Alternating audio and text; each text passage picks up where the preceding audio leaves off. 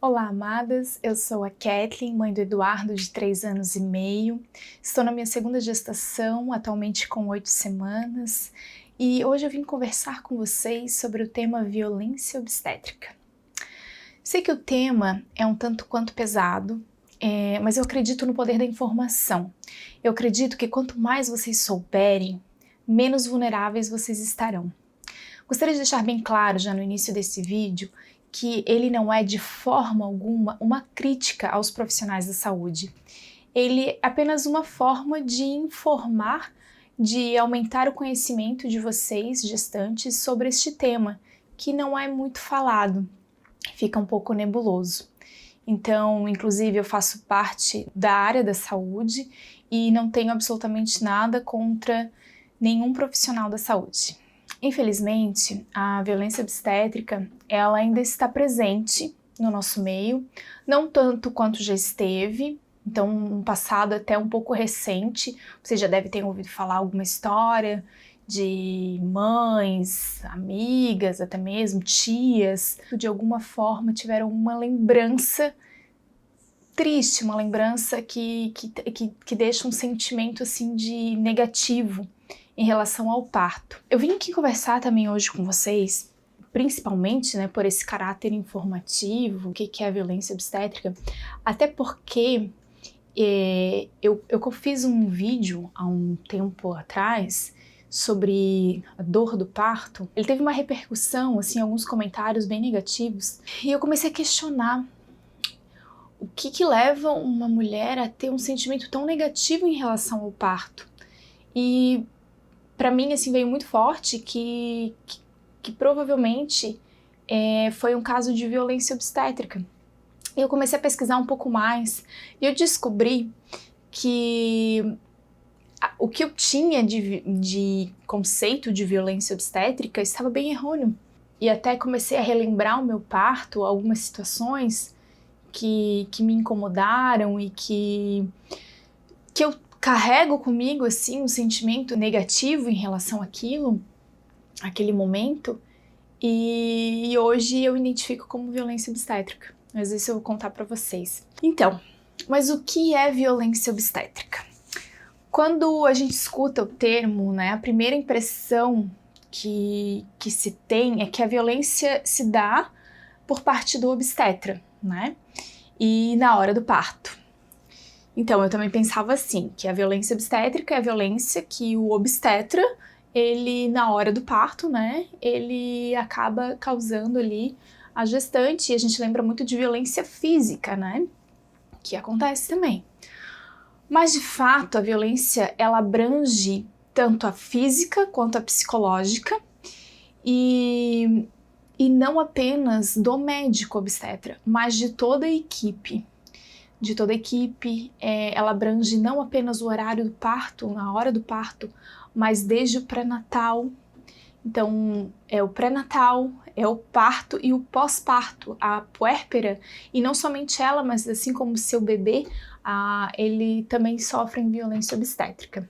Embora não haja assim uma definição fechada, se entende por violência obstétrica a junção entre a violência institucional, então do local, e a violência contra a mulher durante a gravidez, parto e pós-parto, como eu tinha acabado de falar.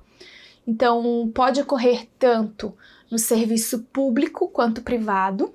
Então, não é apenas em hospitais públicos que ocorre, que é definido por violência obstétrica. No meu caso, foi em particular. A violência obstétrica, ela pode se manifestar através de negação de tratamento durante o parto, humilhações verbais, desconsideração das necessidades e dores da mulher. Então, a mulher está pedindo analgesia e o médico se nega a dar.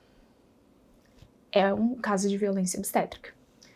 Práticas invasivas, muito comuns, a lavagem intestinal, muito comuns a episiotomia sem necessidade, a manobra de Christeller, que é aquela manobra que não se utiliza mais, mas em que o médico, o enfermeiro, enfim, alguém da equipe, apoiaria e faria força no abdômen da gestante para ajudar na expulsão do bebê. O uso desnecessário de medicamentos, aqui entraria a ocitocina sintética, quando a mulher, por exemplo, a gestante chega com 3 de dilatação e vai progredindo muito lentamente, e para antecipar essa progressão, né, essa dilatação, é dado a ocitocina sintética. O que acontece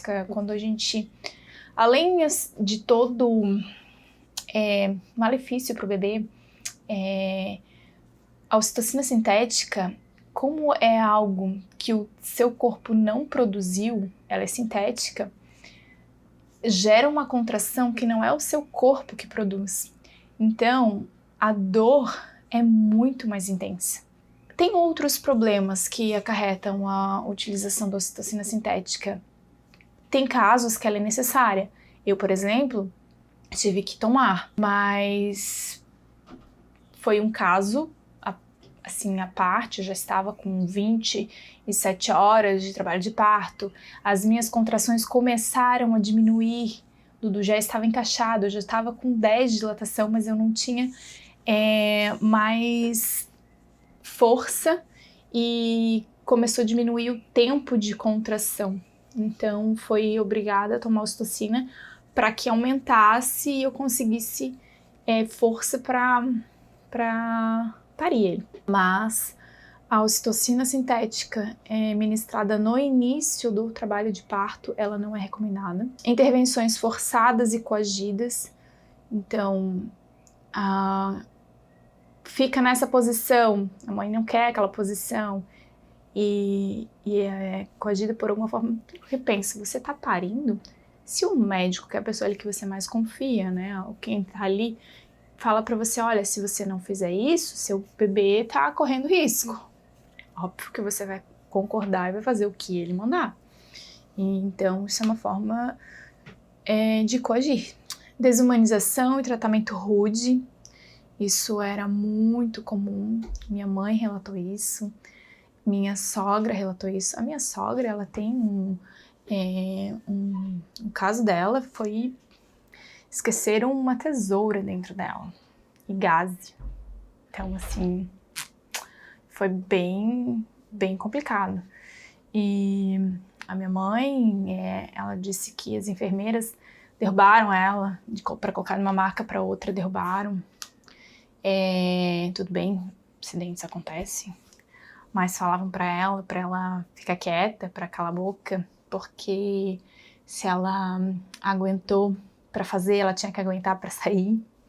Então, assim, era muito comum, né? Muito mais comum. Toda e qualquer discriminação baseada em raça, origem étnica, econômica, idade, status de HIV, entre outros. Quais as consequências que a violência obstétrica pode trazer? Para muitas mulheres, como consequência da violência obstétrica, a gravidez é um período que é associado com sofrimento, com humilhação, com problemas de saúde física ou psicológica e até mesmo associado à morte. Percebi nos comentários o quanto, e relatos, assim, se você colocar na internet, relatos de violência obstétrica, o quanto essa experiência negativa, ela mexe com o psicológico da mulher, o quanto interfere na vida dela. O que a lei brasileira prevê, o que diz sobre violência obstétrica? No Brasil, não há atualmente legislação federal específica, né, contra a violência obstétrica que trate sobre o tema, mas há iniciativas estaduais e municipais, como o estado de Santa Catarina, de São Paulo, Paraná, se eu não me engano, Bahia também, que estão à frente, né, com leis já, ou projetos de lei, tratando sobre o tema. Todavia, os atos de violência obstétrica, eles, independente de haver lei específica ou não, eles podem se caracterizar como fatos típicos e antijurídicos através do Código Penal e também pela Constituição Federal, onde no Código Penal, né, tem os crimes de homicídio, né, se for o caso, lesão corporal, omissão de socorro e crimes contra a honra. E na Constituição Federal, aos princípios da igualdade, né, e também dispõe sobre o direito à plena assistência à saúde. Como prevenir a violência obstétrica, né? Mas como prevenir ela, Kelly? Que esse é o importante, né? A gente saber o que é, então o que é a violência e como prevenir ela. Eu acredito na informação, acredito muito no poder da informação, que tanto a mulher, tanto a gestante, quanto o seu acompanhante, porque no momento do parto, quem vai falar pela gestante vai ser o acompanhante, quem vai ser a voz dela ali vai ser o acompanhante. Então os dois têm que estar plenamente informados do que é, do que pode vir a acontecer e o que não pode vir a acontecer. Lembre-se sempre, né, que a informação é a melhor arma que você tem. E faça o seu plano de parto. Inclusive, vou deixar um link para vocês aqui com um modelo de plano de parto, com o meu modelo de plano de parto. Então é importantíssimo, né, além de toda a informação sua e do seu acompanhante, que você faça um plano de parto para deixar a equipe ciente que você tem conhecimento e daquilo que você quer, daquilo que você aceita e daquilo que você não aceita. Práticas comuns, como a episiotomia, se você diz que não aceita, não tem por que ser feita. Casos raros e exceções raras, há necessidade, mas como eu disse, são raros. E como denunciar? Isso é muito importante. A gente tem uma cultura de não denunciar, mas a denúncia é importante até para que isso deixe de acontecer, né? Primeiramente, é importante, assim que você observou, acredito, né, que no momento ali é complicado, para a gestante principalmente, quem tem que ficar muito atento é o acompanhante, mas deixando a maternidade é importante exigir o prontuário médico, tanto seu quanto do bebê. É importante reunir todos os documentos necessários, né? Todos os documentos que você tem de toda a gestação, todo o pré-natal. E existem diferentes canais que você pode denunciar. A denúncia pode ser feita através do telefone, pelo 136, que é o Disque Saúde, e pelo 180, que é o telefone contra a violência contra a mulher, através da Defensoria Pública do seu estado. Você vai direto na Defensoria Pública do seu estado, ou ainda pela internet, no site do Ministério Público Federal, através da Sala de Atendimento ao Cidadão. Eu fiquei pensando em toda essa história, né, que tem por trás dessas mulheres, como deve ter sido a experiência delas, o que poderia ter sido feito de diferente, e se for possível que essa informação chegue e que evite que outras mulheres passem por isso, né? Que uma mulher deixe de passar por isso, por estar informada, que já teria bastado, né? Já teria alcançado o seu objetivo. E por fim eu queria compartilhar com vocês, então, minha história. Vou ser bem sincera, até semana passada eu não via que eu tinha passado por nenhum tipo de violência obstétrica. Porém, quando pensava no meu parto, que pra mim sempre teve um sentimento muito positivo, foi lindo, foram 28 horas, eu ainda vou passar todo o relato pra vocês, foram 28 horas de trabalho de parto, não foi fácil, foi difícil, mas foi extremamente recompensador, foi lindo. Eu sempre foquei muito no lado positivo de tudo, de como aconteceu, né? Então ali o que eu sentia, o Dudu nascendo e todo o amor que ele gerou, eu nunca olhei o lado negativo, mas teve algumas situações, não somente após o parto, mas durante ele também. Eu lembro que hoje lendo, sobre o assunto e que na época me incomodaram, e hoje, relembrando, eu vejo assim que realmente foi incômodo, mas que a gente relevou, porque quando a gente pensa, né, em violência obstétrica, a gente pensa realmente em agressão física, em algo, né, e o psicológico às vezes não é tão, a gente não dá tanta importância, né, mas foram situações que me marcaram. Tanto me marcaram que eu tive o Dudu numa das clínicas, para não dizer, a clínica mais conceituada daqui da região. E se eu tenho uma certeza, e eu sempre tive essa certeza, foi que no meu segundo parto eu não ganharia lá. Então, só para vocês verem como realmente marcou. Então, o primeiro fato ocorreu logo após o Eduardo nascer. Então, foram após 28 horas, né, de trabalho de parto. Eu fui mandada para o quarto para descansar, comer, uma vez que eu estava sem me alimentar já durante essas 28 horas. Eu não consegui me alimentar, nem ingerir nenhum tipo de água, nada. E eu realmente não conseguia.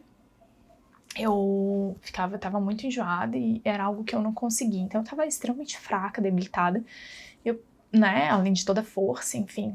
Então eu fui mandada para o quarto, tomei um banho e deitei e apaguei completamente. Meu marido ficou cuidando do Eduardo. E eu acordei um pouco tempo depois com 2 enfermeiras entrando no quarto. E eu lembro assim nitidamente que eu tava deitada na cama, daí eu acordei com um barulho assim, com claridade, de repente, porque tava, né, uma luz meio apagadinha. Daí eu olhei assim, porque o Dudu ele não ficava, né, eu tava numa cama, uma maca, né, uma cama pequena assim, de hospital. E o Dudu tava do lado, num bercinho do lado, e eu acordei meio no susto, assim, coloquei a mão do lado, assim, vi, ele tava ali. Daí eu olhei, ele tava dormindo. E daí eu olhei, meu marido tava dormindo também, no sofá que tinha, né? E daí eu acordei meio assim, o que tá acontecendo, né? O fato que foi que elas entraram com licença, tudo bem, mãe, pai, como é que vocês estão? Nós somos enfermeiras tal, a gente vai pedir para ligar, né, ligar a luz, para abrir janelas, porque o ambiente está muito quente, o Eduardo ele está muito agasalhado. Não, elas simplesmente abriram as janelas, ligaram as luzes e foram tirando a roupa dele, deixaram ele só com o bodyzinho. E eu lembro que o Dudu nasceu no inverno, né? Foi dia 8 de junho. Aqui no sul é frio, né? Aquele dia particularmente estava frio. E mesmo que se ele tivesse muito, né, agasalhado, que não era o caso, elas nos ignoraram completamente. E ficaram zombando, né? Que nós éramos pais muito novos e que por isso a gente não tinha esse cuidado, sei lá, não tinha esse conhecimento. E foi isso, e elas saíram. Mas, assim, eu me senti violada na época, assim, nossa, até com meu marido, assim, nossa, que situação, né? Não tô na minha casa, eu tô no hospital, mas eu tô dentro de um quarto que, nesse momento, é meu quarto.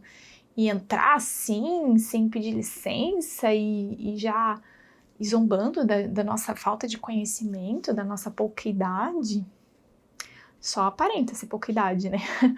Mas, enfim. Esse foi o primeiro caso que na época, né, tipo, tá, aconteceu, mas aquilo eu não gostei. Eu me senti, de certa forma, violada. E hoje eu sei que hoje foi um ato de violência obstétrica. No último dia, então no dia seguinte, né, aconteceram mais 2 fatos. Então, como eu disse antes, eu me informei bastante, conversei tanto com o obstetra quanto o pediatra. O Dudu, antes de nascer, já tinha pediatra, então eu já me consultei antes de nascer. Ele nascer, eu já tinha me consultado com a pediatra dele, que é a atual, e tirei todas as minhas dúvidas, e uma delas foi sobre o uso do nitrato de prata. O nitrato de prata é um procedimento que ele se tornou comum, né, na década de 70 no Brasil, porque teve um surto muito grande de bebês que nasceram cegos na época, porque tinha uma uma doença que era muito frequente na época, que era a gonorreia. E devido a uma conjuntivite que era causada pela bactéria, né, da gonorreia, houve muitos casos de cegueira. Então, um grande problema é que o uso do nitrato de prata nos olhos do recém-nascido pode causar, além de uma conjuntivite química, né, uma grande irritação nos olhos e é extremamente doloroso.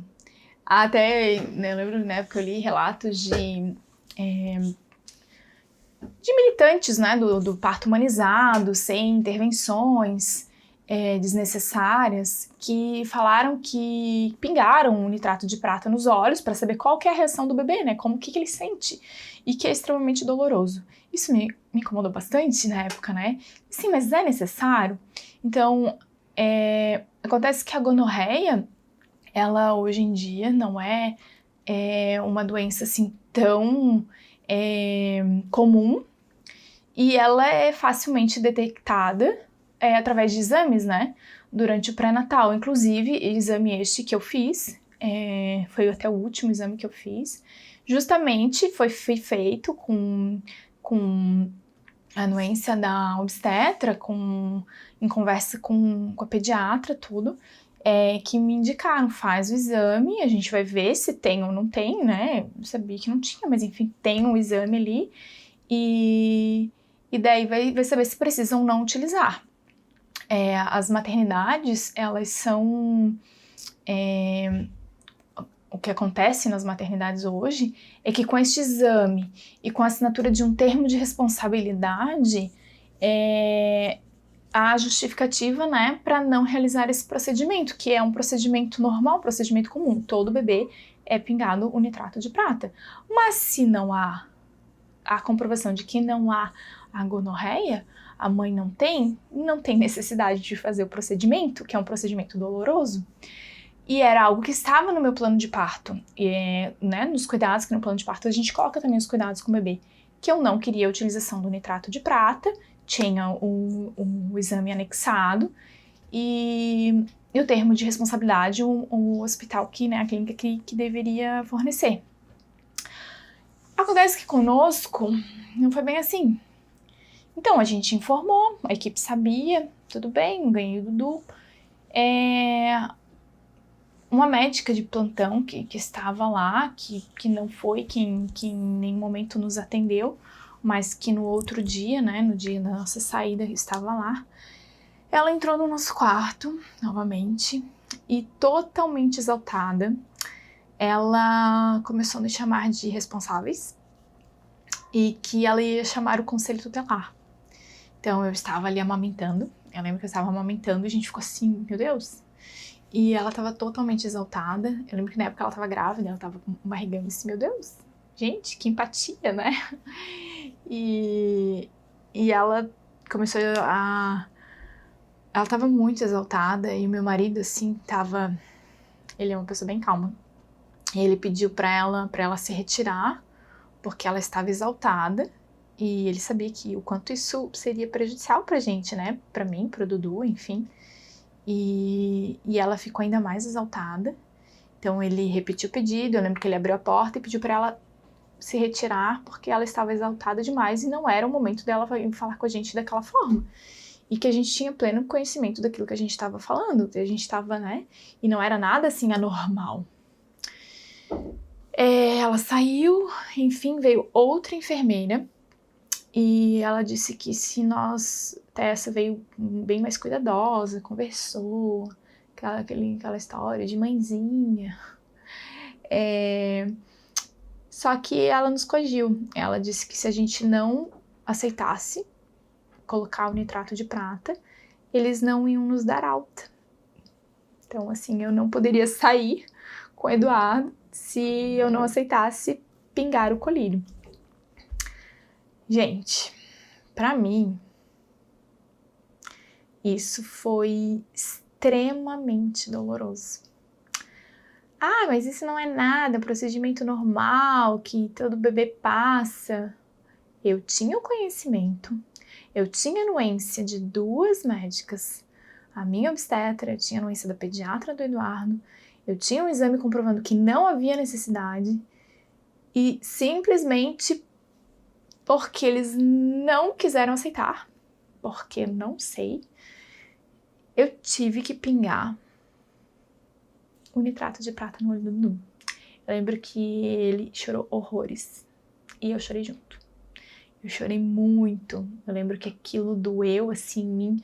Eu me senti impotente de ele tá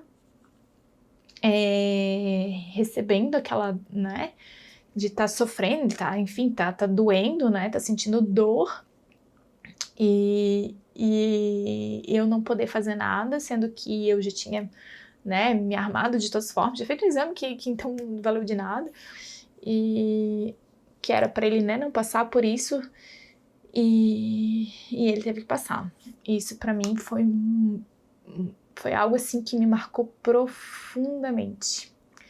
Que eu lembro assim, eu lembro dela, eu lembro da situação, de pingando, assim, eu lembro assim com uma riqueza de detalhes. Na época eu já tava cansada, eu tava esgotada, eu tava louca para ir para minha casa, eu tava louca para sair dali. Eu lembro que assim, saí da maternidade e eu, meu Deus, quando falaram que eles que não iam me dar alta com ele, eu meio que me desesperei, eu queria ir embora, eu queria ir para minha casa. E foi assim para mim um momento bem dolorido e bem marcante, me marcou bastante. Eu tive o Dudu, como eu já disse, numa das maternidades aqui mais conceituadas e caras da região. E depois que isso aconteceu, né, isso foi no final da manhã, no início da tarde eles nos deram alta, logo em seguida nos deram alta.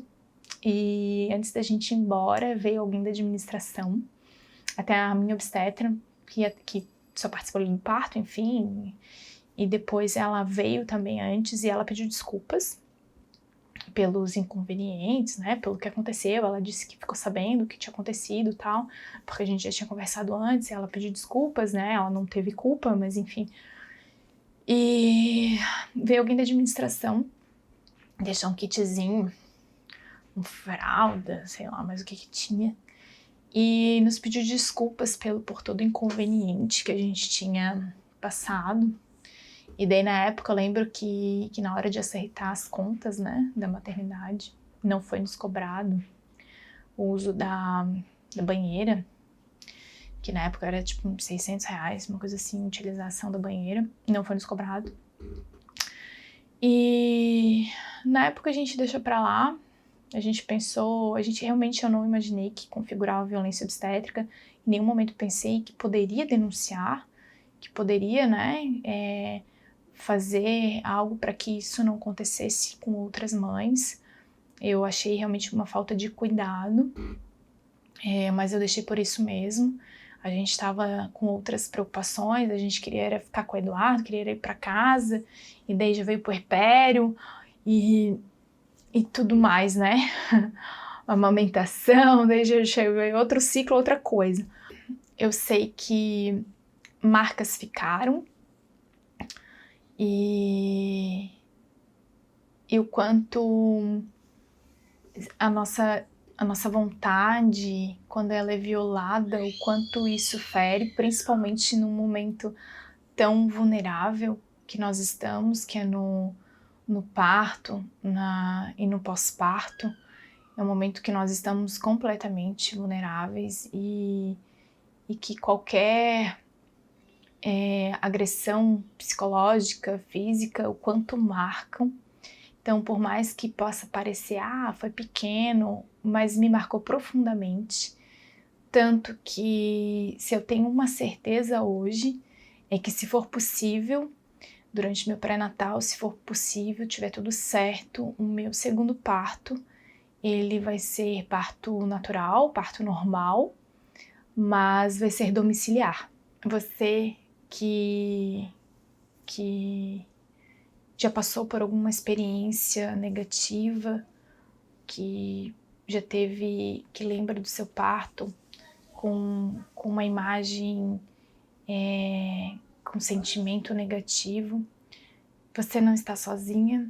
Existem muitas mulheres que passaram por isso E acredite que cada parto é diferente, cada momento é único, é diferente.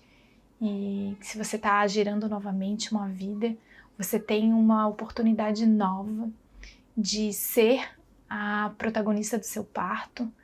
Você tem uma oportunidade nova de ter esse momento lindo que talvez tenha sido roubado de você numa outra